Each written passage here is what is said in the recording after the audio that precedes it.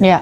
Kemudian film, kemudian lagu itu masuk ke copyright, ke hak cipta.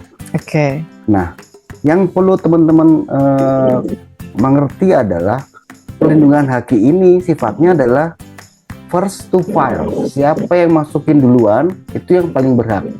Atau siapa yang siapa yang mendaftarkan duluan itu yang paling berhak. Oke. Nah, khusus untuk hak cipta sebetulnya tidak ada kewajiban untuk mendaftarkan. As long as everybody knows that you are the first to publish. Oke.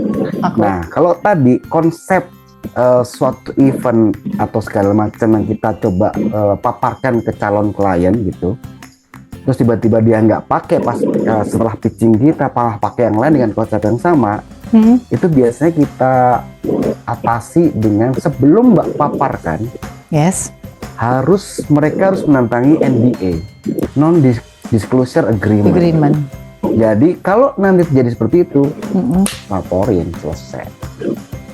Ya kan? Nah ini mungkin teman-teman mesti aware seperti ini. Kalaupun nanti kita dari divisi Mbak, kita siapin juga template NDA standar supaya melindungi tadi ide-ide kreativitas dari teman-teman Evendo. Kalau non member biarin aja, member Evendo aja. Ya. Jadi harus tanda tangan NDA karena tadi kan kalau hak cipta lagu, tarian, buku, film. Kalau kita kan lebih ke desain. Stage segala macam itu sebelum presentasi minta tanda tangan NDA bahwa ini adalah hak cipta dari kita. Betul. Oke, di situ ada pasal-pasalnya nggak? Kalau dia misalnya memakai kena dendanya berapa 35M gitu, berapa M gitu ya? Itu stinky Mbak. Oh itu stinky teman saya. Kayak gitu ya? Kita bikinlah standar template supaya teman-teman tadi tidak takut untuk melakukan pitching, tidak takut ide-idenya dicolong sama orang lain gitu. Nah, tapi susahnya kalau tidak didaftarkan, tidak didaftarkan. Meskipun tadi saya bilang bahwa hak cipta itu sebetulnya tidak mandatory didaftarkan, nggak apa-apa. Cuma susahnya ketika ada dispute, bukti kepemilikan bahwa itu punya kita kan nggak ada jadinya. Jadi harus didaftarkan juga. Corporate-nya? Bukan. Tadi idenya. Tadi kan ada desain, layout, segala macam. Ya. Itu takes time dong? Enggak. Hak cipta cepet Mbak. Saya daftar sekarang, cek besok selesai. Oke. Tuh, aku baru tahu tuh hak cipta bikinnya cepet. Itu ya online. Kita daftarin melalui konsul haki. Kebetulan saya konsul haki juga, jadi teman-teman bisa daftar lewat saya. Kita masukin, cek besok keluar sertifikatnya. Bukannya gini, misalnya kalau merek beda. Misalnya gini, Absolut, aku udah daftar nih secara corporate, kita hak secara merek. Merek. Apakah itu turunannya Bukan. hasil yang diciptakan oleh Absolut udah masuk ke haki? Sorry ya, contohnya Absolut karena biar bukan enak. Gitu, Mbak. Sekarang gimana? Pokoknya ada event untuk mengundang artis Korea. Kita bikin konsep, desain, layout. Per project. Project basis gitu. Dan ini sesuatu yang unik, something unique dan something new. Dan Mbak bisa bilang, ini ide gue nih, pertama nih kayak gini. Itu yang kita daftarkan. Itu yang kita daftarkan. Kita daftarkan. Begitu kita dapat sertifikatnya, karena itu cuma paling lama 2 hari lah. Berapa? Apanya? Harganya kalau sama saya cuma 2,5 juta. 2,5 juta itu desain dan lain-lain. Itu pendaftaran kita. Kalau merek kita 3 juta. Langsung catat ya harganya, biar tahu dulu masuk ke konsep bentar ke klien. Iya, siapa tahu kliennya langsung mau bayar juga kan. Oke, lanjut Mas. Nah, terus apa tuh sama mana tadi? Logo tadi kita baru hak cipta, sekarang ke merek. Nah, kita juga belum saya hak cipta. Hak cipta ya, Hak cipta ini yang sering selain tadi Mbak permasalahan dicolongnya ide itu adalah mungkin awareness kita sebagai teman-teman sebagai pelaku industri event adalah bagaimana menjamin bahwa event itu pelaksanaannya tidak melanggar copyright. Bagaimana event itu tidak melanggar copyright? Betul. Karena kan nanti ada artis yang menyanyikan apa, segala macam. Di situ ada hak moral sebagai pencipta karya itu. Aduh, pusing. Kemudian ada hak performance, hak penampilannya seperti apa. Cipta lagunya juga. Kemudian ada royalti. Aduh, pusing. Nah, makanya saya bilang tadi ini kita pisahkan nanti. Satu-satu. Detailnya nanti akan kita bahas pada sesi tersendiri lah. Semoga mimik muka saya mewakili teman-teman yang ada di Zoom ya. Aduh, pusing. Kenapa jadi biaya hak cipta atau apa tadi artis itu hakinya pencipta lagu jadi beban IO ya? Padahal kan harusnya nggak usah, Mas. Nanti kita bahas, Mbak. Iya, kita bahas. Jangan di sini. Soalnya sekarang udah mulai gini nih, kita mau pakai artis ini, langsung dikasih tahu gitu ya. Contohnya ada salah satu artis yang saya ngefans banget.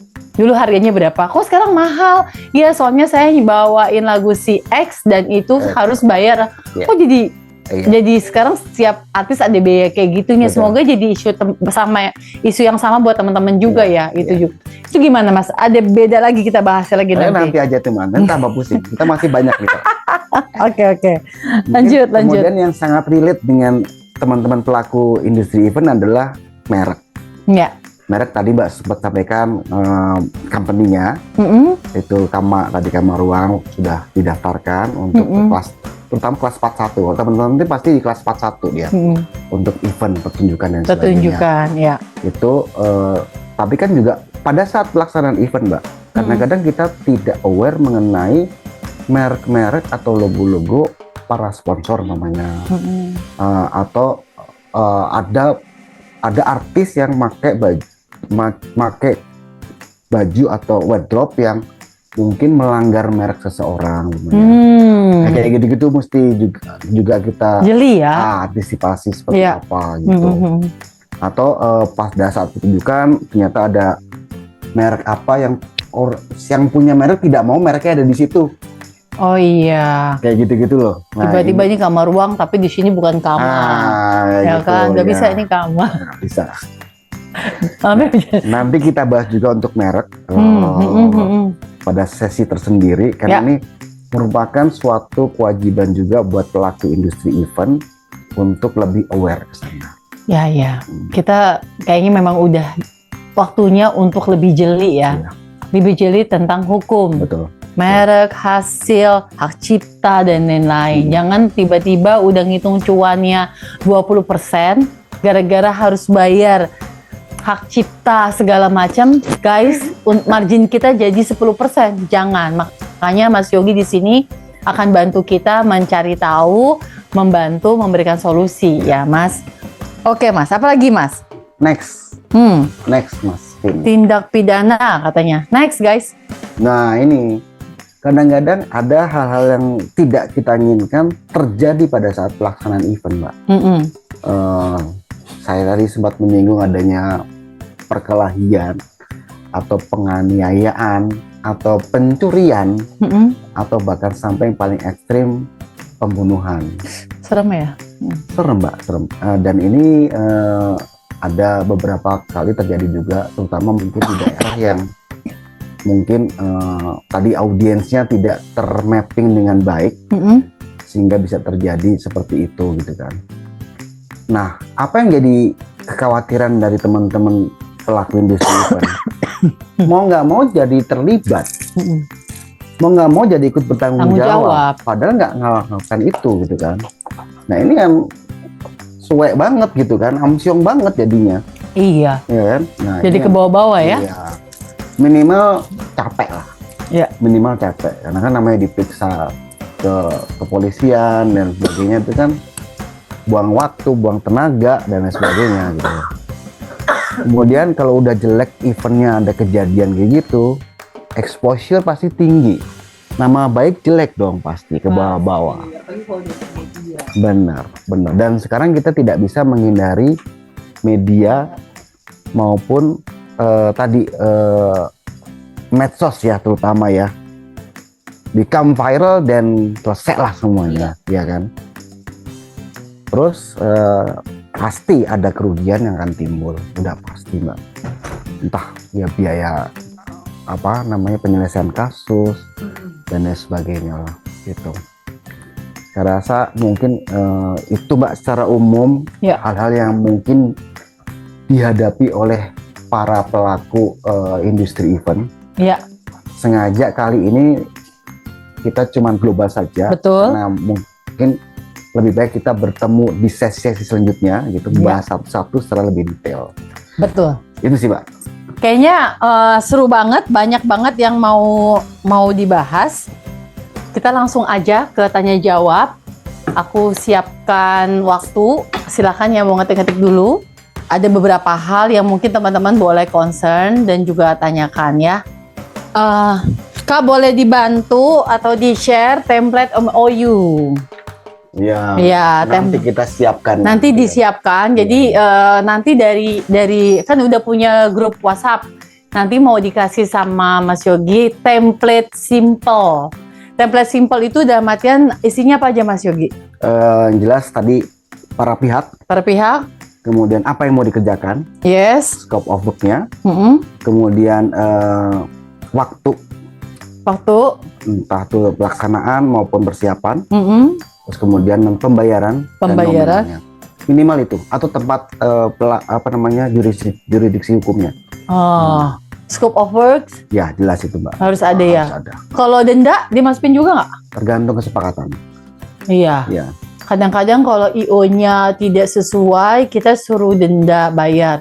Tapi kalau kliennya nggak bayar on time, dia nggak mau dicasin denda. Makanya itu tadi saya bilang Mbak, bikin perjanjian yang berimbang. Berimbang. Kalau gitu kan nggak berimbang. Iya, nggak mau. Si kliennya yang mau menang sendiri kan. Nggak mau Iya, dia. iya. Gimana? Nanti wordingnya Mbak. tergantung. Wordingnya. Betul. Oh, kalimat-kalimatnya. Betul. Oh iya. Hukum itu juga terkait sama redaksional atau wordingnya. Betul sekali Mbak. Betul. Bahasa hukum tuh beda ya Mas Yogi? Betul. Hmm. Pokoknya kita kalah di sini, kita bikin kita menang di sini. Oh, Oke. Kita seimbangkan lah. Kata-katanya biar bisa sesuai. Bagaimana solusinya kalau MOU isinya sedikit berat sebelah, misalnya Oh, mau udah dibahas. dikenakan denda, tapi pihak Baru lain dibahas. nggak mau. Panjang umur. Oke, itu dari siapa tuh? Gimana? Terima kasih dari Mbak Soraya. Ya. Mbak Soraya Ahmad katanya bagaimana kalau tadi aku Iya bilang benar.